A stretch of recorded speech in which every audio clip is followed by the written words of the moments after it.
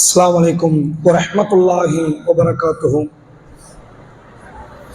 الحمد لله رب العالمين والصلاة والسلام على رسول الله وآله وصحبه أجمعين. கண்ணியத்திற்கும் பெருமதிப்பிற்கும் உரிய எல்லாம் வல்ல அல்லாஹ்வின் நல்லடியார்களே, அல்லாஹ்வுடைய பேரருளால் ரமலான் மாதத்தினுடைய 18 நோன்புகளை நிறைவு செய்த நிலையில் 19வது நோன்பை எதிர்பார்த்தவர்களாக நாம் அனைவரும் இந்த இரவு தொழுகையை நிறைவேற்றிய நிலையில் இந்த சபையிலே ஒன்று திரண்டிருக்கிறோம். மனிதன் அல்லாஹுடைய அழகிய படைப்பு என்கிற தலைப்பின் கீழ் மனித வாழ்க்கையில் அந்த மனிதனுடைய குணாதிசயங்கள் தொடர்பாக இஸ்லாம் நமக்கு போதிக்கிற போதனைகள் என்ன என்பதை தொடர்ச்சியாக நாம் பார்த்து கொண்டு வருகிறோம். ஏறத்தாழ இந்த தலைப்பில் 7 தொடர்களை நிறைவு செய்த நிலையில் 8வது தொடரை இன்றைய தினத்தில் நாம் பார்க்க இருக்கிறோம். நேற்றைய தினம் பெண் என்கிற இனம் ஆண் இனத்தை விட்டு உடலால், மனதால், பண்பாடுகளால், பல்வேறு காரியங்களால் வேறுபட்டு நிற்கக்கூடிய அந்த பெண் இனம் என்பவள் உண்மையில் மிகப்பெரிய தியாகத்திற்கு மத்தியிலும் நம்பிக்கைக்குரியவளாகவும் வாழக்கூடிய ஒரு இனம்தான் என்பதை திருமறை குர்ஆனும் ஹதீஸும் நமக்கு சொல்லித் தரக்கூடிய சில அடிப்படைகளை நாம் அறிந்து கொண்டோம். எந்த அளவிற்கென்றால் ஆண்களுக்கு சரிநிகர் அறிவு படைத்தவர்கள் பெண்கள் தான், அது மாற்றமே கிடையாது. ஆண்களுக்கு தான் அறிவு கொஞ்சம் கூட, பெண்களுக்கெல்லாம் அறிவு கொஞ்சம் குறைவுங்கிற சிந்தனையில இருக்குது. பெண் புத்தி பின் புத்தி என்பார்கள். அந்த சித்தாந்தத்தை இஸ்லாம் உடைக்குது. அல்லாஹ் ஆணுக்கு எப்படி அறிவு கொடுத்தானோ பெண்ணுக்கு எப்படி அறிவு கொடுத்திருக்கிறான். ஆனால் இவர்கள் இருவருமே குணாதிசயங்கள் வேறுபட்டு நிற்பதன் காரணத்தினால் ஆண் யோசிக்கிறதை எல்லாம் பெண் யோசிக்க மாட்டான். பெண் யோசிக்கக்கூடிய காரியங்களை எல்லாம் ஒரு ஆண் யோசிக்க மாட்டார். வித்தியாசமாக இவர்கள் சிந்தனைகள் இருக்கிறதே தவிர இவர்களில் ஒருவருக்கு அறிவு கூட மற்றொருவருக்கு அறிவு குறைவு என்ற ரீதியில் இஸ்லாம் பார்ப்பது கிடையாது. அது குறித்த செய்திகளை நேற்றைக்கு நாம் பார்த்தோம். ஆனால் ரசூலுல்லாஹ் இவ்வளவு தூரம் பெண்களை குறித்து உயர்வாக பேசியிருந்தாலும், அல்லாஹ்வுடைய மார்க்கம் பெண்களுக்கென்று தனி ஒரு முக்கியத்துவத்தை, மதிப்பை, மாண்பை கொடுத்திருந்தாலும் ஒரு சில இடங்களில் பெண் சமூகத்தை அல்லாஹ்வுடைய தூதர் அவர்கள் கடுமையான வார்த்தைகளை கொண்டு அவர்களை விமர்சனம் செய்த நிகழ்வை பார்க்க முடிகிறது. இதெல்லாம் ஒரு அடிப்படையாக வைத்துக் கொண்டு முழு பெண்கள் பாவத்துக்குரியவர்கள் நினைச்சிடக்கூடாது. அல்லாஹ் நாடிய நல்ல பல கட்டுப்பட்டு நடக்கக்கூடிய பெண்கள் எல்லா கால பொழுதுகளிலும் இறைவன் வைத்திருக்கிறான். நல்ல பெண்கள் சமுதாயத்தில் இருக்கிறார். ஆனால் பெரும்பான்மையான பெண்கள் எப்படி இருப்பார்கள் என்றால் இறை நியதிக்கு எதிராக, இறை மார்க்கத்துக்கு எதிராகத்தான் நடப்பார்கள் என்பதை நபி அவர்கள் பலமுறை சொல்லி இருக்கிறார்கள். நம்ம எல்லாருக்குமே தெரிந்த பிரபலியமான ஒரு செய்தி. ரசூலுல்லாஹ் சொன்னாங்க, இத்தலாத்து ஃபில் ஜன்னா ஃபராய்து அக்ஸர அஹ்லில் ஃபுகரா. நான் சொர்க்கத்தை எட்டி பார்த்தேன், அதில் அதிகம் யார் இருந்தார்கள்? ஏழைகள் இருந்தார்கள். வத்தலாத்து ஃபின்னார் ஃபராய்து அக்ஸர அஹ்லில் நிசா. நான் நரகத்தை எட்டி பார்த்தேன், அதில் அதிகமாக பெண்கள் இருப்பதை பார்த்தேன் என்றார்கள் நபி அவர்கள். சில லட்சம் முறை கேட்டாச்சு இந்த வார்த்தையை. இதையேட்ட மறுபடியும் பேச போறீங்களா அப்படின்னா இது கடந்து போற வார்த்தை கிடையாது. நீங்கள் பார்க்கலாம், எல்லா விதமான பாவத்திலும் முன்னணியில் நிற்பவர்கள் ஆண்கள், நரகத்தில் முன்னணியில் நிற்பவர்கள் பெண்கள். அப்போ வித்தியாசம் இருக்கிறது. உண்மையில் சிந்திப்பதற்கு அந்த ஏதோ ஒரு கருத்தை நபி அவர்கள் அங்க பதிவு வைக்கிறாங்க. அப்படி நபி அவர்கள் பெண்களை குறித்து சொன்ன விமர்சனத்துக்குரிய வார்த்தைகள் என்ன? ஏன் ரசூலுல்லாஹ் அப்படி பயன்படுத்தணும்? உண்மையிலே பெண்கள்கிட்ட உள்ள தவறுகள் என்ன என்பதை இன்றைய தினத்தினுடைய தலைப்பில் நாம் பார்க்க இருக்கிறோம். அதில் முதலாவதாக நீங்கள் பார்க்கலாம், சஹீஹ் முஸ்லிமுடைய 2742வது நபிமொழி.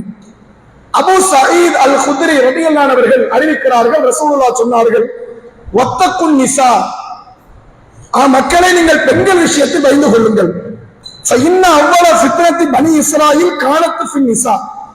பனி இஸ்ரவேல் ஒரு சமூகம் இருந்துச்சா, மூசா நபிக்கு குறைச்சல் கொடுத்த சமூகம்.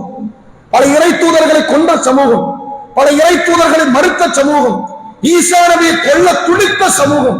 இன்னைக்கு வரைக்கும் இஸ்ரேல் சமுதாயத்தில் பாலஸ்தீன மக்களுக்கு எதிராக துன்புறுத்தி கொண்டிருக்கிற சமூகம் இந்த பனி இஸ்ரவேல் சமுதாயம். ரசூலுல்லாஹ் சொல்றாங்க, பனி இஸ்ரவேல் சமுதாயத்தில் ஏற்பட்ட முதல் குழப்பத்துக்கு காரணம் பெண் தான். யார் காரணமா? அவ்வளோ பெரிய கிரிமினல் புத்தி அங்க வந்துச்சு. அதுல முதல்ல வந்த அந்த குற்றமும் குழப்பமும் யாரால் ஏற்பட்டது என்றால் அந்த சமுதாயத்தினுடைய பெண்களால் தான் ஏற்பட்டது என்று அல்லாஹ்வுடைய தூதர் அவர்கள் சொல்வதை பார்க்க முடியும். அதே மாதிரி இன்னொரு செய்தி, சஹீஹ் முஸ்லிம் 2741வது நபிமொழி, உஸாமத் இப்னு ஸைத் ரலியல்லாஹு அவர்கள் இந்த செய்தியை அறிவிக்கிறார்கள். ரசூலுல்லாஹ் சொல்றாங்க, மா தரத்து பாதி ஃபின்னாஸ் ஃபித்னத்தன் அதர்ர அலர் ரிஜாலி மினன் நிசா. ஆண்களுக்கு இடரளிக்கக்கூடிய எனக்கு பிறகு, ரசூலுல்லாஹ் சொல்றாங்க, எனக்கு பிறகு ஆண்களுக்கு இடரளிக்கிற எந்த ஒன்றையும் நான் விட்டு வைக்கவில்லை, பெண்களை தவிர. நாங்கள் சொல்லலாம், இந்த பெண்கள் இருக்கிறாங்க, இவர்கள் இடரளிக்கக்கூடிய நபர்கள். நான் எல்லா இடரையும் உடைச்சிட்டேன், அதுக்கு தீர்வையும் சொல்லிட்டேன், இவங்களுக்கு தீர்வே கிடையாதுன்னு. நீ ஏன் பாத்தீங்க பண்ணிக்க தப்பிச்சு கேட்கிற விதத்தில் அல்லாஹ்வுடைய தூதர் அவர்கள், இவர்கள் பெரிய இடர், மிகப்பெரிய சிரமம், மிகப்பெரிய சங்கடம், அதை நீதான் தாண்டி தடுக்கி விழுந்து தப்பிச்சு போகணும், அது உன் கையில தான் இருக்குது என்கிற அளவில் அல்லாஹ்வுடைய தூதர் அவர்கள் பெண்களை ஒரு இடராக சொன்ன ஒரு செய்தியையும் நம்மால் பார்க்க முடிகிறது. ஒரு செய்தியில சொல்றாங்க, பனி இஸ்ரவேல் சமுதாயத்தினால்கான குழப்பம் பெண்ணால் ஏற்பட்டது. இன்னொரு செய்தியில் சொல்கிறார்கள், மிகப்பெரிய இடர் அது, அதுக்கு தீர்வும் கிடையாது. அது யாருதான்? ஆண்களுக்கு இடரளிக்கக்கூடிய இடத்தில் பெண்கள் இருக்கிறார்கள் என்று அல்லாஹ்வுடைய தூதர் அவர்கள் சொன்னார்கள். இந்த ரெண்டு செய்தி மட்டும் வச்சு பெண் இனமே கெட்டவர்கள் முடிவெடுக்க கூடாது. அதுக்கு மாற்றமா ரசூலுல்லாஹ் இன்னொரு செய்தி சொல்லி இருக்கிறாங்க.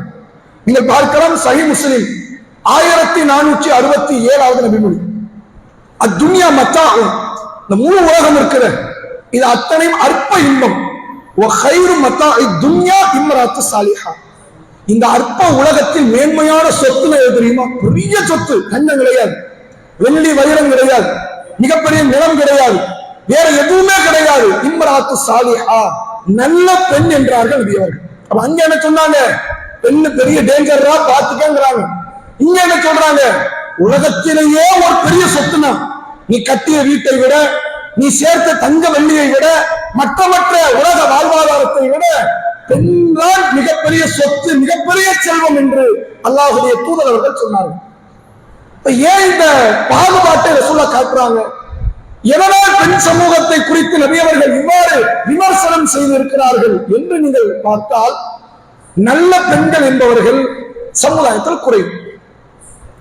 அதிகமான பெண்கள் எப்படி இருப்பார்கள்? பெண்களுடைய மென்டாலிட்டி எப்படி இருக்கும் அப்படின்னா, நாங்கள் கட்டுப்பட மாட்டோம். நாங்க எப்படி இருப்போம்? கட்டுப்பட மாட்டோம். நாங்களும் ஆதிக்கம் செலுத்துகிற இடத்திற்கு வருவோம். ஏன் ஆண் தான் செலுத்தணுமா? பெண்களாகி நாங்க ஆதிக்கம் செலுத்தக்கூடாதா? ஏன் உங்களுக்கு மட்டும்தான் அறிவு இருக்குதா? எங்களுக்கு அறிவு இருக்காதா? உங்க பேச்சுக்கு நாங்க கட்டுப்படணுமா? எங்க பேச்சுக்கா நீங்க கட்டுப்பட மாட்டீங்களா? அப்படிங்கிற அந்த கட்டுப்பாட்டை மீறிய தன்மை இருக்கிற இதுதான் பெண் சமூகத்திற்கான வழிகேட்டுக்கு காரணம் என்று இஸ்லாம் சொல்கிறது. அதுக்கு என்ன ஆதாரம் என்றால், திருக்குர்ஆனில் நீங்கள் பார்க்கலாம், சூரா நிசா 4வது அத்தியாயம் 34வது வசனம். அல்லாஹ் சொல்கிறான் பாருங்கள், அர்ரிஜாலு கவ்வாமூன அலன் நிசா. பெண்களை ஆண்கள் தான் நிர்வாகம் செய்யணும். அந்த மேல உட்கார்ந்து கட்டி இழுக்கிறவன் யாரா இருக்கணும்? அவன் ஆம்பளையா இருக்கணும். கட்டுப்படுகிற இடத்துல யாரும் இருக்கணும்? பெண்களும் இருப்பாங்க. பெண்கள் மட்டும் இருக்கக்கூடாது. பிள்ளைங்க யாரு? ஆம்பளை தானே. பசங்க இருப்பாங்க, அண்ணன் தம்பி இருப்பாங்க, மற்ற நபர்கள் இருப்பாங்க. ஆனால் முழுமையாக பெண்கள் கீழ்ப்படுகிற இடத்தில் இருப்பார்கள். அதை நிர்வாகத்தை கட்டி அமைக்கிற இடத்தில் யாரும் இருப்பா? குடும்ப தலைவராக தகப்பனார் இருப்பாரு, கணவர் இருப்பாரு, அண்ணன் இருப்பாரு, மகன் இருப்பாரு. ஆண்கள் மட்டும்தான் நிர்வாகத்தை கட்டி அமைக்கிற இடத்தில் இருப்பார்கள். கட்டுப்படுகிற இடத்தில் பெண்கள் இருப்பார்கள். சொல்லிட்டு அடுத்து அல்லாஹ் சொல்றான் பாருங்க. ஏன் இந்த பாகுபாடு தெரியுமா? அல்லாஹ் சொல்லுகிறான், பிமா ஃபத்தலல்லாஹு பஅல்லஹும் அலா பஅலின் வ பிமா அன்ஃபகு மின் அம்வாலிஹிம். சிலரை விட சிலருக்கு நான் தகுதியை கொடுத்திருக்கிறேன். அது உங்களுக்கு தெரியாது. இது மட்டுமில்லை, ஆண்கள் பெண்களுக்கு பொருளாதாரத்தை செலவினம் செய்கிறார்கள். எனவே ஆண்கள் மேல இருப்பாங்க. மேல இருப்பாங்கன்னு என்ன அர்த்தம்? நீங்க கீழே உட்காருங்க, அவங்க என்ஜினியர், அந்த வேலை கிடையாது. அவன் கட்டுப்பாட்டுக்குரிய வார்த்தை அவன் சொல்லுவான். கட்டுப்படுகிற வேலை நீங்க பார்த்துக்கணும். இதுதான் நிர்வாக அமைப்பு. இந்த நிர்வாக அமைப்புல இல்ல நானும் நீங்க அதிகாரம் செலுத்தணும் எல்லாருக்கும் நடக்குமா, சாத்தியப்படுமா? இப்ப உதாரணத்துக்கு நீங்க பாருங்க, ஒரு நாட்டுக்கு ஒரு ஆள ஆட்சியாளர் ஆக்கியாச்சு. இவர் தான் யாரு? பிரதமராகவோ அதிபராகவோ முதலமைச்சராகவோ ஆக்கியாச்சு. என்ன நீ மட்டும் சட்டம் சொல்ற, நானும் சொல்லுவேன், உங்க ஆட்சிதான் கேட்க முடியாது. நாடு சரியா போக உருப்படி ஆகுமா? ஆகா. ஒரு பள்ளி எடுத்துக்கங்களேன், இவங்க எல்லாம் நிர்வாகி வச்சாச்சுங்க. அந்த நிர்வாகத்துக்கு கீழ்படிவதுதான் அந்த பள்ளியில் உள்ள கட்டமைப்புக்கான அழகு. எல்லாரும் அதிகாரம் பண்ணுவாங்க அப்படின்னா அது பள்ளியை சீராக கொண்டு போய் சேர்க்காது. எல்லா இடத்துலையுமே நிர்வாகத்துக்கு கட்டுப்படும். குடும்பத்துக்கு எல்லாம் சொல்றேன், ஆம்பளைங்க நிர்வாகி இருப்பாங்க, பெண்களாகி நீங்கள் கட்டுப்பட்டு போங்க சொல்லிட்டு அடுத்த வார்த்தையெல்லாம் சொல்கிறான் பாருங்கள். நல்ல பெண்கள் யாரு தெரியுமா? நல்ல பெண்கள் ரசூலுல்லாஹ் சொன்னாங்களே, நல்ல பெண்கள் உலகத்தில் கிடைக்கிற சொத்துக்களிலேயே மேன்மையான சொத்துனாங்க. அந்த நல்ல பெண்கள் யார் என்றால் காணித்தாற்றும் கட்டுப்படக்கூடியவர்கள். அது மட்டுமல்ல, ஹாஃபிலாத்துல் கைபி பிமா ஹஃபிலல்லாஹ், அல்லாஹ் எந்த கற்பை காத்துக்கொள்ள வேண்டும் என்று கட்டளையிட்டாலோ அதை மறைவிலும் அவர்கள் காத்துக் கொள்வார்கள். கணவனை தவிர யாருக்கும் சொந்தம் கிடையாது, யாரை நான் அனுபவிக்க முடியாது, யாரும் என்னை பார்த்து ரசிக்க முடியாது என்று அவர் மறைந்து வாழ்வார். ரெண்டு பெண் பண்பு இருந்தால்தான் அவர் நல்ல பெண். என்ன பண்பு இருக்கணும்? கற்பை காத்துக் கொள்வால், கட்டுப்பட்டு நடப்பார்.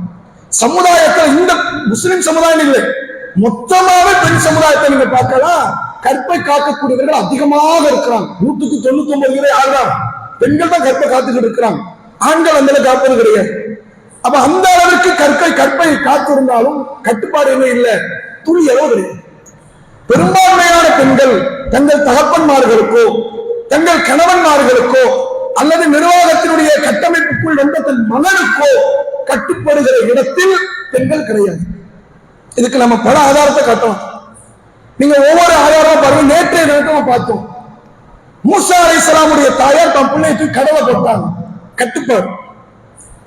மரியம் அலைஹிஸ்ஸலாம் அவர்கள் தனக்கு கிடைத்த பிள்ளையை தன் பிள்ளை என்று ஒப்புக்கொண்டாங்க. மறுத்திருக்கிறார், என் பிள்ளை கிடையாது, வெளியில இருக்கணும்னு சொல்லிருக்காங்க இல்லையா? அல்லாஹ்க்கு கட்டுப்பட்டார்கள், இது என் பிள்ளைதான் சொல்றாங்க, அல்லாஹ் அவரை பாதுகாத்தாங்க. இதை தாண்டி நீங்க பாருங்க, மக்காங்கிற ஒரு நகரம் உருவாச்சு. மக்கா எப்படிப்பட்ட நகரம்? முஸ்லிம்களுடைய முதன்மை புனித பள்ளி இருக்கிற புனித ஸ்தலம். இந்த மக்கா நகரம் எப்படி உருவாச்சுங்கிறத நீங்க சஹீஹ் புகாரில ஒரு செய்தியில பார்க்கலாம். என்ன வருது அப்படின்னா, அல்லாஹ்வுடைய தூதர் அவர்கள் சொல்கிறார்கள், சஹீஹ் புகாரி 3364 மற்றும் 65வது நபிமொழி, இப்ராஹிம் அலைஹிஸ்ஸலாம் வரதுக்கு முன்னாடி வரைக்கும் மக்கான் ஒரு நகரமே கிடையாது. அது வெறும் பாலைவனம், ஆள் நடமாட்டம் இல்லாத, எந்த விதமான செடி கொடிகள் நட்டு வைக்க இயலாத, விவசாயத்திற்கு அறவே தகுதி அற்ற நிலம் எது? மக்கா நகரம். அங்க ஆலயம் இருந்துச்சு, அது அழிஞ்சு சின்னாபின்னமா போயிடுச்சு. அதை புனர் நிர்மாணம் செய்கிற இடத்துல யார் வாரா? இப்ராஹிம் அலைஹிஸ்ஸலாமும் அவருடைய மகன் இஸ்மாயில் அலைஹிஸ்ஸலாம் வருகிறார்கள். இதுக்கு முன்னாடி அல்லாஹ் என்ன பண்றான்? 2 பேர் வந்து பள்ளி கட்டணும், ஒரு ஊரை ரெடி பண்ணணும், ஊருக்கு மக்கள் வரணும். அதுக்கு அல்லாஹ் என்ன பண்றான்? இப்ராஹிமே, உங்களுடைய மனைவி ஹாஜரையும் உங்களுக்கு இப்ப புள்ள பிறந்திருக்க இஸ்மாயிலையும் கொண்டு போய் மக்கால விட்டுட்டு வாங்கன்ட்டான். இங்க என்ன நடக்க போது இப்ராஹிம் நபிக்கு தெரியாது. மனைவி வாங்கி சொல்லிட்டாங்க இப்ராஹிம் நபி. அவங்களும் பொட்டி படுக்கலாம், தூக்கி கிளம்பியாச்சு. என்ன பொட்டி படுக்க? வேற ஒண்ணும் கிடையாது, உணவையும் தண்ணீரும் எடுத்துக்கொண்டு கிளம்புறாங்க. கொண்டு வந்து ஒரு மரத்துடைய நிழல் பக்கத்துல ஹாஜர் அலைஹிஸ்ஸலாமையும் இஸ்மாயில்ங்கிற குழந்தையை விட்டுட்டு டக்குன்னு திரும்பிட்டாங்க இப்ராஹிம்.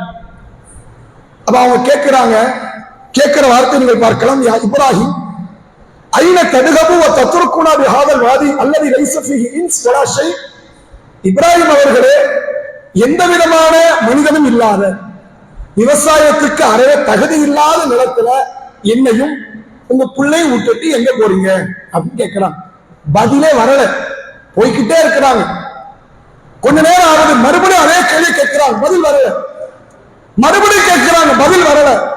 அடுத்து கேட்டார்கள், அல்லாஹுல்லதி அமரக்க பிஹாதா, இப்ராஹிம் அவர்களே, இதை அல்லாஹுதான் உங்களுக்கு கட்டளை இட்டானா அப்படின்னு கேட்கிறாங்க. ஆமா அப்படின்னு அந்த ஒரு பதில் தான், வேற எதுவுமே கிடையாது.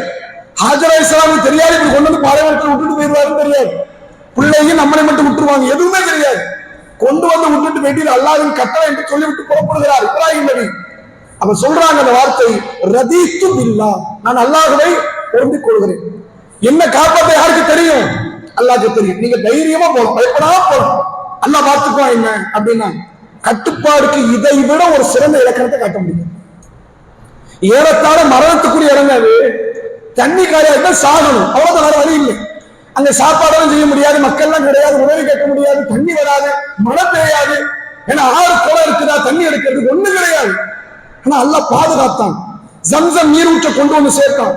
இதை பார்த்து வேற ஒரு பகுதியில் உள்ள அரபுகுல மக்கள் வந்து மக்காவில குடியேறுகிறார்கள். அப்படித்தான் மக்கா நகரம் வளர்கிறது.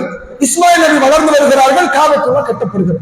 கவனிங்க, அங்க கட்டுப்பாடு ஹாஜர் அலைஹிஸ்ஸலாமுக்கு இல்லைன்னா மக்காங்கிற ஒரு நகரமே உருவாகி இருக்காது. அங்க ஹாஜர் அலைஹிஸ்ஸலாமுக்கு நாயே கட்டுப்படணும், என்னை இப்படி விட்டுட்டு போறீங்க வெக்காத்துல, நாளே கட்டுப்பட முடியாது என்று சொல்லி இருந்தால் அங்க மிகப்பெரிய இஸ்லாமிய புரட்சி நடைபெற்று இருக்காது. மக்கா என்கிற நகரமோ காபத்துல்லாவோ 2 இறைத்தூதருடைய தியாகமோ வரலாறுகளோ இவர்களுடைய அடிச்சுவடுகளோ அந்த மக்காவில் பதிந்திருக்காது. இன்றைக்கும் உம்ராவுக்கு செல்கிறோம், ஹஜ்ஜுக்கு செல்கிறோம், சஃபா மர்வாவிலே சஹீ செய்கிறோம். யாருடைய தியாகம்? இந்த ஹாஜர் அலைஹிஸ்ஸலாமுடைய தியாகம். ஜம்சம் தண்ணீரை பருகிறோம், யாரை நினைத்து? இந்த ஹாஜர் அலைஹிஸ்ஸலாம் தண்ணீருக்காக பாடுபட்டதை நினைத்து. எவ்வளவு பெரிய தியாகம் உள்ள இருக்குது. அத்தனைக்கும் கட்டுப்பாடு என்கிற ஹாஜர் அலைஹிஸ்ஸலாமுடைய ஒற்றை இலக்கணம் தான் அதற்கு காரணம். கட்டுப்பாடை இழந்துட்டீங்கன்னா இவ்வளவு சொல்லப்பட்ட இஸ்லாத்தினுடைய சிறப்புகளை ஒரு பெண் இழந்து விடுவாள். அவள் சிறந்த தாயா இருக்க முடியாது, சிறந்த மனைவியா இருக்க முடியாது, சிறந்த சகோதரியா இருக்க முடியாது, சிறந்த மகளா இருக்க முடியாது. மொத்தத்தில் அவள் சிறந்த பெண்ணே கிடையாது. எப்போது அவள் சிறந்த பெண்ணாக இருப்பாள்? தியாகத்தால் அல்ல. நிறைய தியாகம் நாங்க பண்றோம், தியாகம் பண்ணிட்டீங்கன்னா நீங்க சிறந்த பெண் ஆயிருவீங்களா? ஆக முடியாது. நிறைய வழிபாடு செய்கிறோம், நீங்க தான் நரகத்தில் அதிகம். வழிபாடு உங்களை காப்பாற்றுமா? காப்பாற்றாது. எது காப்பாற்றும்? நீங்க சொன்னா நான் கேட்கிறேன் என்று இறைவனுக்கு எப்படி நீங்கள் கட்டுப்படுவீர்களோ, இறை தூதர்களுக்கு எப்படி நீங்கள் கட்டுப்படுவீர்களோ, அப்படி உங்களை திருமணம் முடித்த கணவனுக்கும், உங்களை பெற்றெடுத்த தந்தைக்கும், உங்களுடைய அடுத்த நிர்வாக பொறுப்புக்கு வரக்கூடிய அந்த குடும்ப ஆண்களுக்கும் நீங்கள் கட்டுப்பட்டால் மட்டும்தான் சிறந்த பெண்களாக நீங்கள் மாற முடியும் என்கிறது இஸ்லாம். இந்த கட்டுப்பாடு சில நேரத்தில் சஹாபி பெண்மணிகளுக்கு குறை வந்திருக்கு. அது ரசூலுல்லாஹ் எவ்வளவு அழகா ஹேண்டில் பண்ணாங்க பாருங்க. நபி அவர்கள் இறுதி நேரம், அந்த நோய்வாய்ப்பட்ட நேரம், பள்ளிவாசலுக்கு போய் ஜமாத்து தொழுகை வைக்க முடியாது என்கிற நிலையை ரசூலுல்லாஹ் அடையறாங்க. பிலால் ரலியல்லாஹு அன்ஹு வராங்க. அல்லாஹ்வுடைய தூதர் பாங்க சொல்லியாச்சு, இப்ப தொழு வைக்கிற டைம் ஆயிடுச்சு. நபி அவர்கள் சொல்றாங்க, செய்தி சஹீஹ் புகாரி 712வது நபி மொழி, முர்ரு அபூபக்கர் ஃபல்யுஸல்லி, அபூபக்கருக்கு நீங்க சொல்லுங்க போய் அவர் தொழ வைப்பார் அப்படின்ட்டாங்க. முடிஞ்சு வச்சா? பக்கத்துல ஆயிஷா நாயகி இருக்கிறாங்க. அபூபக்கருக்கு அவங்க யாரு? மகள், ரசூலுல்லாஹ்க்கு மனைவி. அப்ப ஆயிஷா நாயகி ஒரு கருத்து சொல்றாங்க, இன்னும் அபூபக்கர் ரஜுல் ஆசிஸ், அல்லாஹ்வுடைய தூதரே அபூபக்கர் என்ற என்னுடைய தந்தை ரொம்ப இலகிய மனம் படைத்த ஒருவன்.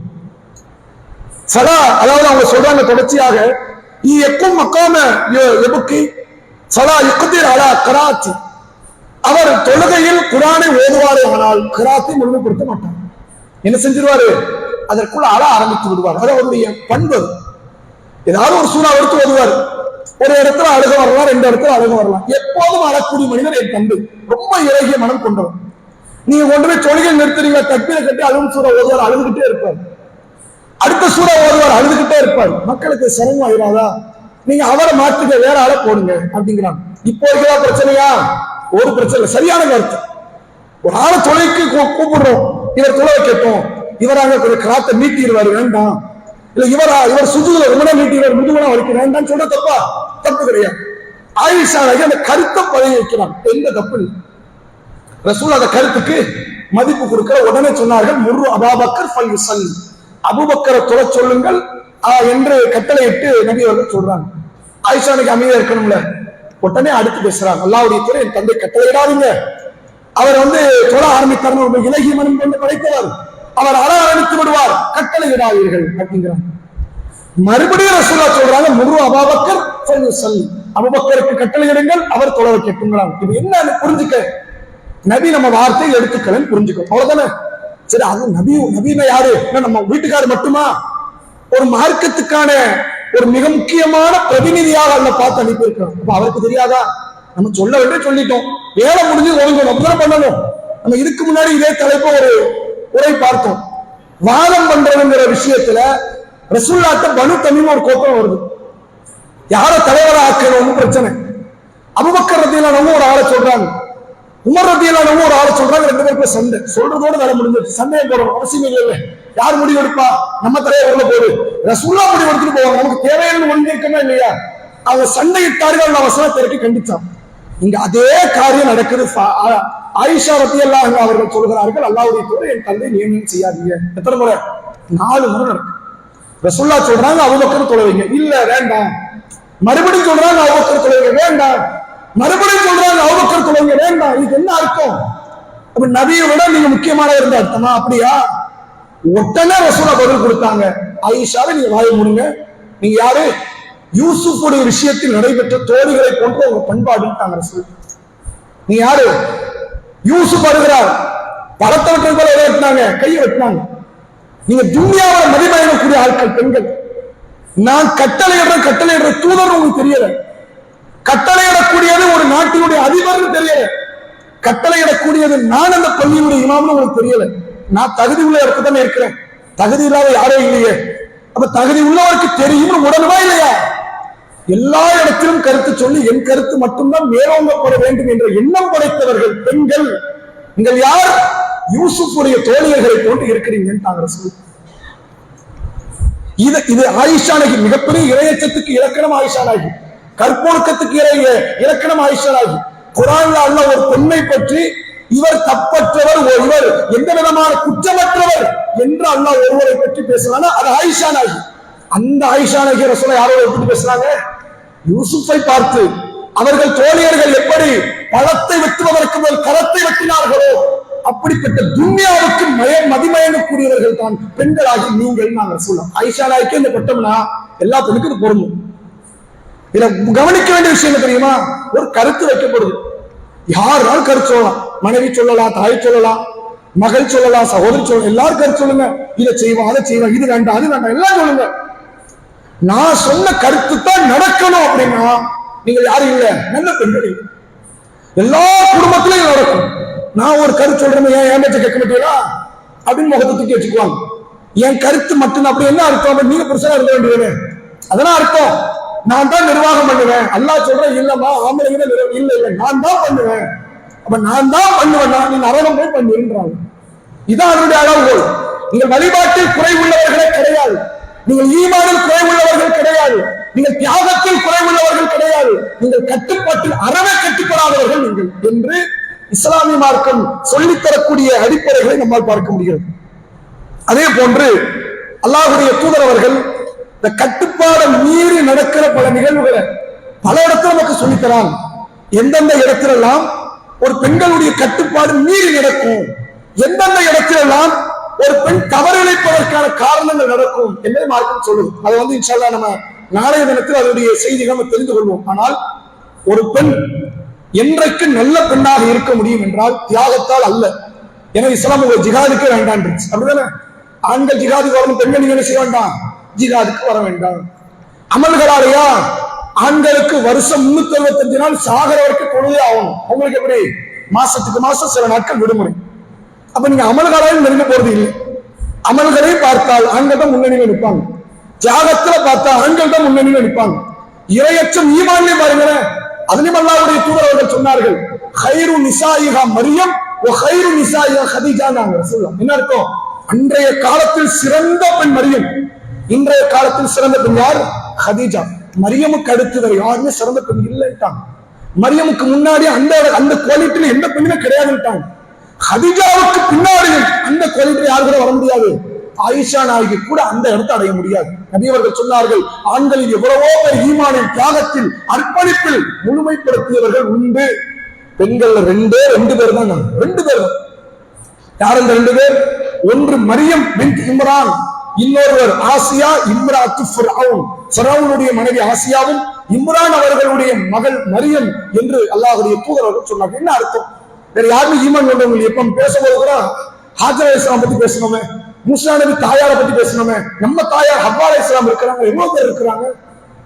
ஏன் அவங்க எல்லாம் அந்த இடத்துக்கு வரல என்றால், அந்த இடத்துக்கெல்லாம் வரணும்னா தியாகத்தை மட்டும் வச்சு வரணும்னா ஆம்பளைங்க எல்லாம் முந்தினாங்க. பெண்கள் தான் மோசப்பட நிற்பாங்க. தியாகம் மட்டும் காரணம்னா அது காரணம் கிடையாது. அர்ப்பணிப்பு மட்டும் காரணம் முதல் இடத்துல தான் இருப்பா. கண்டிப்பா பெண்கள் தான் இருப்பாங்க. அல்லது ஈமானிய உறுதி, அல்லது ஈமானிய உறுதி என்று எடுத்துக்கொள்ள யார் இருப்பா? பெண்கள் இருப்பாங்க நிறைய. அல்லது அதிகமான வழிபாடு என்று எடுத்துக்கொண்டால் யார் இருப்பா? பெண்கள் இருப்பாங்க. ஆனா என்ன தெரியுமா பிரச்சனை? கட்டுப்பாடு என்று எடுத்துக்கொண்டால் ஆம்பளை கட்டுப்படுற அளவுக்கு பொம்பளை கட்டுப்படுறது இல்லை. அது அல்லாஹ்க்கும் சரி மற்றவங்களுக்கும் சரி.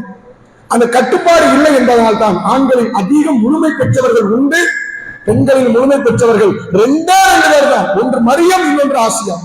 இன்னொரு இடத்தில் சொன்னார்கள், அன்றைய கால சிறந்த பெண் மரியம், இன்றைய கால சிறந்த பெண் ஹதீஜா என்றார்கள் நபி அவர்கள். அதை உணர்ந்து கொள்ளுங்கள். சிறந்த ஒரு பெண்ணாக வாழ்வது அர்ப்பணிப்பால் அல்ல, தியாகத்தால் அல்ல, வழிபாடுகளால் அல்ல. ஏன்னா அது எல்லாமே உங்களுக்கு நல்லதா இருக்குது. அப்படி இருந்து ஏன் நரகவாசின்னு சொல்லணும்? நம்ம உலகத்துல இப்ப உள்ள காலத்தை பெண்களை பார்த்து சொன்னா வேற. ரசூலுல்லாஹ் யாரை பார்த்து சொன்னாங்க? சஹாபி பெண்மணிகளை பார்த்து சொன்னாங்க. அவங்க தானே ஹிஜ்ரத் பண்ணி வந்தது. அவங்க தானே ரசூலுல்லாஹ்வுக்காக எல்லாவற்றையும், மார்க்கத்துக்காக எல்லாத்தையும் துறந்தது யாரு? இந்த சஹாபாக்களை போன்ற அந்த சஹாபி பெண்மணிகள். பெருநாள் தொழில் நின்று கேட்க சொல்றாங்க, நீங்கள் தான் நரகத்தில் அதிகம். நாங்க என்ன காரணம்? உங்கள்கிட்ட கட்டுப்பாடு இல்லை. அந்த கட்டுப்பாடு, நாவடக்கம், பேச்சினுடைய ஒழுக்கம் நமக்கான நிலை இருந்தா அல்லாஹ் நம்மளை இப்படித்தான் வச்சிருக்கிறார் என்று ஒரு ஆட்சியாளனுக்கு எப்படி முழு குடிகளும் கட்டுப்படுகிறதோ, ஒரு ஊர் தலைவனுக்கு எப்படி ஊர் மக்கள் எல்லாரும் கட்டுப்படுகிறார்களோ, ஒரு இறை தூதருக்கு எப்படி இறை தூதருக்கு பின்பற்றக்கூடிய முஸ்லிம்கள் கட்டுப்படுகிறார்களோ, அப்படி கணவனுக்கு, தந்தைக்கு, சகோதரருக்கு கட்டுப்படுகிற இடத்தில் ஒரு பெண் வாழ்வாளை ஆனால் அவள்தான் மிகச்சிறந்த பெண் என்று இஸ்லாமிய மார்க்கம் சொல்கிறது. இந்த ஒரு இடத்தை மட்டும் அடைஞ்சிட்டா போதும். அந்த பெண் கிடைக்கிற அந்த மாண்பை, மகத்துவத்தை வேற யாரும் பெற்றுக்கொள்ள முடியாது. ஹதீஜா நாயகி அதை அழகாக பெற்றுக்கொண்டார்கள். ஹதீஜா நாயகி இஸ்லாத்துல இருந்து வேற 8 வருஷம் தெரியுமா உங்களுக்கு? எத்தனை வருஷம் இருந்தாங்க இஸ்லாத்துல? 8 வருஷ காலம் இருந்தாங்க. ஆயிஷா நாயகி இஸ்லாத்துல எத்தனை வருஷம் இருந்தாங்க?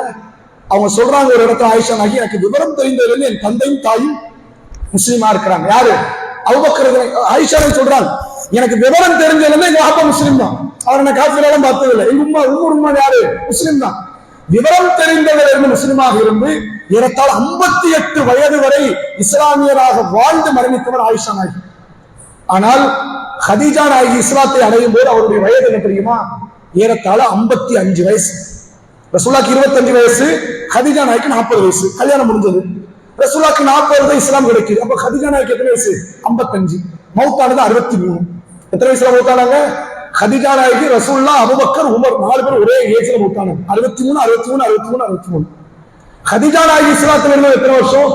8 வருஷம். 8 வருஷத்துல நல்ல ப்ராப்பரான தொழுகை கிடையாது. மக்கள் அப்படித்தானே, தொழுகை நல்ல முறையில் அருளப்படல. அதனுடைய சட்டத்திட்டங்களே ஒரு முழுமைப்படுத்தப்படாமல் இருந்தது மக்காவில். மக்கால ரமலான் நோன்பு கிடையாது, மக்கால தெளிவான ஹஜ்ஜி சட்டம் கிடையாது, மக்கால ஜக்காத்து கிடையாது. எதுவுமே இல்லாம எப்படி 8 வருஷத்துக்கு ஒரு பெண்ணால சொல்ல போக முடியும்? யோசிக்கணுமா இல்லையா? இது எல்லாம் இருந்து பல சகாபிய பெண்மணிகளால போக முடியல, அந்த நற்சான்று எடுக்க முடியல. 8 வருஷ காலம் மக்கால வாழ்ந்தார்கள் ஹதீஜா நாயகி. ஆனால் தொழுகை இல்லை, ப்ராப்பரா கிடையாது. இருந்துச்சு 5 வேளை தொழுகை மட்டும் இருந்துச்சது. எல்லாமே 2 ரக்காத் தான். ஃபஜர் 2, லுஹர் 2, அஸர் 2, மக்ரிப் 2, இஷா 2, எல்லாம் 2. ரமலான் நோன்பு கிடையாது. ரசூலுல்லாஹ் எப்ப மதீனாக்கு வராங்களோ அப்பதான் ரமலான் நோன்பு. ஹஜ் கிடையாது. முதல்ல ரசூலுல்லாஹ் எப்ப ஹஜ் பண்றாங்களோ அப்பதான் ஹஜ் கிரியை கற்றுக் கொடுக்கிறாங்க. ஹுது அன்னி மனாசிக்கக்கும், என்னிடத்திலிருந்து ஹஜ்ஜை கற்றுக்கொள்ளுங்கள் ரசூலுல்லாஹ். ஜக்காத்து கிடையாது. மதீனால ஆட்சி அமைச்சதுக்கு அப்புறம் ஜக்காத்து கடமையாகும். அது கிடையாது, ஜக்காத்து கிடையாது. எந்த பெரிய அமலுமே இல்லாத காலத்துல 8 வருஷத்துல ஒரு பெண்ணால் எப்படி சொர்க்கத்தை அடைய முடியும் என்றால், ஹதீஜா நாயகி சரி பெரிய தியாகம்லாம் பண்ணாங்களா? தியாகம் பண்ண வாய்ப்பும் கிடையாது. ஏன்? ஹதீஜா நாயகி ரோட்ல இறங்கி பிரச்சாரம் பண்ணலையே. ஹதீஜா நாயகி அடிக்க துணிவு கிடையாது. ரசூலுல்லாஹ்னாலே கை வைக்க முடியாது. ஹதீஜா நாயகி மேல கை வச்சிட முடியுமா? கை வைக்க முடியாது. அம்மார் ரதியல்லாஹு அடிச்சாங்க, அம்மாருடைய தாயார் சுமையாவை அடிச்சாங்க. ஹதீஜா நாயகி யாரும் தொட்டது கிடையாது, அடிச்சது கிடையாது, யாரும் பழிவாங்கிறது கிடையாது. அப்ப தியாகம் பண்ணலையே. இஸ்லாத்தை எடுத்துக்கிட்டாங்க, வீட்டுக்குள்ள இருந்தாங்க. 8 வருஷத்துக்கு ஒரு பெண்ணால் எப்படி சொர்க்கத்தை அடைய முடியும்? நம்மளும் காலகாலமா தொழுவாங்க, அடைய முடியலையே. நம்ம விடுங்க, ஆயிஷா நாயகியால கூட அந்த நற்சான்று பெற முடியல. எப்படி பெற்றார்கள்? கட்டுப்பாடு மட்டும்தான் காரணம். ரசூலுல்லாஹ் ஒவ்வொரு நேரம் நினைவுபடுத்துறாங்க, ஹதீஜா மாதிரி கட்டுப்படக்கூடிய பெண்ணே கிடையாது. கட்டுப்பாடால் தான் ஹதீஜா நாயகி மிக உயர்வான இடத்தை அடைஞ்சாங்க. ஒரு முறை நபி அவர்கள் ஹிரா குகையில் இருக்கிறாங்க. ஜிப்ரீல் அலைஹிஸ்ஸலாம் பேசிக் கொண்டிருக்கிறாங்க. ஜிப்ரீல் அலைஹிஸ்ஸலாம் சொன்னாங்க, அல்லாஹ்வுடைய தூதரே, உங்கள் மனைவி ஹதீஜா மேல வந்துகிட்டு இருக்கிறாங்க. ஹிரா குகை எவ்வளவு பெரிய அடி உயரம் தெரியுமா? அதுல அந்த காலத்துல எந்த விதமான ஸ்டெப்போ கை பிடிமான ஒண்ணு கிடையாது. ஏறத்தாழ அந்த வயது, அந்த நேரத்தில் கதீஜா நாயகி வயசு 55 தாண்டி இருந்துச்சு. 55 வயதை தாண்டி ஒரு மூதாட்டி பெண் உங்களுக்கு உணவளிப்பதற்கு குழந்தையோ உணவையோ எதையோ கொண்டு வந்து இருக்கிறாங்க. அவங்களுக்கு நீங்கள் சொல்லுங்கள், எந்த விதமான கூச்சலும் குழப்பம் மற்ற சொர்க்கத்திலே முத்தாலான மாளிகை அந்த கதீஜாவுக்கு இருக்கிறது என்று சொல்லுங்கள் என்றார். எப்படி பெற முடியும்? கதீஜா நாயகி தெளிவாக உணர்ந்து வைத்திருந்தார்கள், இவர் என் கணவர், அதை தாண்டி என் தூதர், என் தூதருக்கும் என் கணவருக்கு நான் கட்டுப்படணும். அவர் எல்லுன்னா நம்ம என்ன நினைக்கணும், ஓட போட்டால் ஓட போட்டோம், தெளிவாக கட்டுப்பட்டார்கள். ஒரு நாள் வரும்பொழுது கூட தன் கணவருக்கு எதிரான வார்த்தையை, ஒரு பார்வையை, ஒரு மூச்சை கூட வெளிப்படுத்தாத விதத்தில் கட்டுப்பட்டதன் காரணமாகத்தான் கதீஜா நாயகி வாழுகிற தருணத்தில் சொர்க்கத்திற்கான நன்மாராயத்தை பெற்ற நிலையும் அறிவித்தார்கள். எல்லா சஹாபி பெண்மணிகளுக்கும் அல்லாஹ்வுடைய அருள் சொர்க்கம் இருக்கு. அதே போன்று எல்லா ரசூலுல்லாஹ்வுடைய மனைவிமார்கள் ஏனைய 10 பேருக்கும் இறைவன் அருளால் அவன் நாடினால் சொர்க்கம் இருக்கு. ஆனால் கதீஜா நாயகிக்கு கிடைச்ச நற்செய்தி அவங்களுக்கு கிடைக்கல. இதே மாதிரி தருணம் இன்னொரு இடத்துல ஆயிஷா நாயகி நடக்கும். ஆனா சொர்க்க மாளிகைன்னு வராங்க. ஆயிஷா நாயகி ஒரு முறை இருக்கும்போது ஜிப்ரீல் அலைஹிஸ்ஸலாம் ரசூலுல்லாஹ் வந்து பேசுறாங்க. அப்ப ரசூலுல்லாஹ் சொல்றாங்க, அல்லாஹ்வுடைய தூதரே, உங்கள் மனைவி ஆயிஷாட்ட சொல்லுங்க, அல்லாஹ்வின் புறத்தில் இருந்தும் எனது புறத்திலும் சலாத்தை எடுத்து சொல்லுங்க. என்ன சொல்லுங்க? சலாத்தை சொல்லுங்க. அதோடு முடிஞ்சிருச்சு. அங்க கதீஜா நாயகி 8 வருஷம் வாழ்ந்தாங்கல்ல, இந்த ஆயிஷா நாயகி தியாகம் எவ்வளவு பெருசு. ஆனால் ஆயிஷா நாயகி அந்த நற்சான்று கிடைக்கல. ஆயிஷா நாயகி அல்லாஹ்வுடைய அருளால் சொர்க்கவாசி. ரசூலுல்லாஹ் வேற வேற இடத்துல நினைவுபடுத்தி இருக்கிறாங்க. ஆனால் அங்கு கிடைத்த நற்சென்று இங்க நற்சான்று கிடைக்கல. என்ன காரணம்? அவர்களை போன்ற கட்டுப்படக்கூடிய பெண் இனி இந்த துனியால கிடையாது. அதனால்தான் மறுபடியும் நபி அவர்கள் சொன்னார்கள், இன்றைய கால சிறந்த பெண்ணா அது கதீஜா தான். கட்டுப்பாடால் மட்டுமே மிக உயர்வான இடத்தை அடைந்தவர் கதீஜா. தலை சிறந்த ஒரு பெண்ணாக வாழ வேண்டும் என்றால் முழுமையாக கீழ்ப்படியுங்கள், சரணாகதி அடையுங்கள். அப்படி சரணாகதி அடைவது அல்லாஹ்வுக்கும் அல்லாஹ்வுடைய தூதருக்கும் மார்க்கத்துக்கு விரோதம் வராத விதத்தில் பெற்ற தந்தைக்கும் கணவருக்கும் உடன்பிறப்புக்கும் மகனுக்கும் கட்டுப்படுகிற இடத்தில் ஒரு பெண் என்றைக்கு மாறுகிறாரோ, குழப்பத்தை தன் நாவுகளால் வெளிப்படுத்தாத இடத்தில், சங்கடங்களை தன் நாவுகளால் வெளிப்படுத்தாத இடத்தில் எப்போது ஒரு பெண் தன் நாவை மூடி தன் வாயை மூடி கட்டுப்படுகிற இடத்தில் வருகிறாளோ, அப்போதுதான் சிறந்த பெண்ணாகவும் சொர்க்கத்திற்குரிய நன்மாராயத்தை பெறக்கூடிய இடத்திலும் ஒரு பெண்ணால் வாழ முடியும் என்பதை சொல்லி என்னுடைய உரையை நிறைவு செய்கிறேன். வாஹிரு தஅவானா அல்ஹம்துலில்லாஹி ரப்பில் ஆலமீன். அஸ்ஸலாமு அலைக்கும் வரஹ்மத்துல்லாஹி.